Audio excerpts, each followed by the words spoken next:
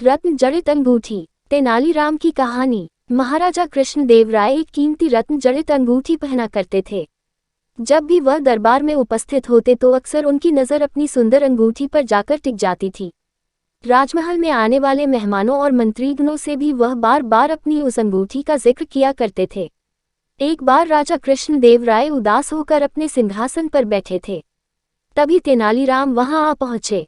उन्होंने राजा की उदासी का कारण पूछा। तब राजा ने बताया कि उनकी पसंदीदा अंगूठी खो गई है और उन्हें पक्का शक है कि उसे उनके 12 अंगरक्षकों में से किसी एक ने चुराया है। चूंकि राजा कृष्णदेव राय का सुरक्षा घेरा इतना चुस्त होता था कि कोई चोर उचक्का या सामान्य व्यक्ति उनके नजदीक नहीं जा सकता था। तेनालीराम ने तुरंत महाराज से कहा कि मैं अंगूठी चोर को बहुत जल्द पकड़ लूंगा।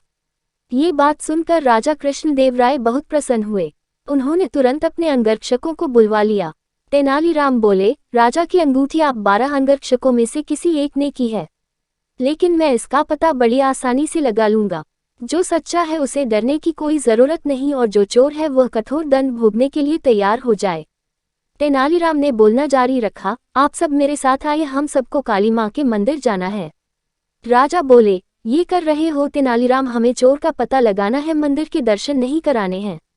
महाराज आप धैर्य रखिए, जल्द ही चोर का पता चल जाएगा। तेनालीराम ने राजा को सब्र रखने को कहा। मंदिर पहुंचकर तेनालीराम पुजारी के पास गए और उन्हें कुछ निर्देश दिए।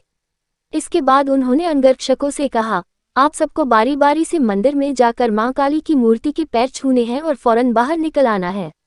ऐसा करने से मां काली आज रात स्वप्न में मुझे उस चोर का नाम बता देंगी। अब सारे अंगरक्षक बारी बारी से मंदिर में जाकर माता के पैर छूने लगे। जैसे ही कोई अंगरक्षक पैर छूकर बाहर निकलता, तेनालीराम उसका हाथ सूंघते और एक कतार में खड़ा कर देते। कुछ ही देर में सभी अंगरक्षक एक कतार में खड़े हो गए। महाराज बोले, चोर का पता तो कल सुबह लगेगा, तब तक इनका क्या किया जाए? नहीं महाराज, चोर का पता तो लग चुका है। 7वें स्थान पर खड़ा अंगरक्षक ही चोर है। ऐसा सुनते ही वह अंगरक्षक भागने लगा, पर वहां मौजूद सिपाहियों ने उसे धर दबोचा और कारागार में डाल दिया। राजा और बाकी सभी लोग आश्चर्यचकित थे कि तेनालीराम ने बिना स्वप्न देखे कैसे पता कर लिया कि चोर वही है।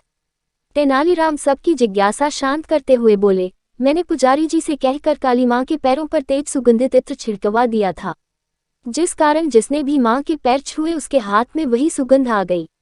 लेकिन जब मैंने 7वें अंगरक्षक के हाथ महके तो उनमें कोई खुशबू नहीं थी। उसने पकड़े जाने के डर से मां काली की मूर्ति के पैर छुए ही नहीं।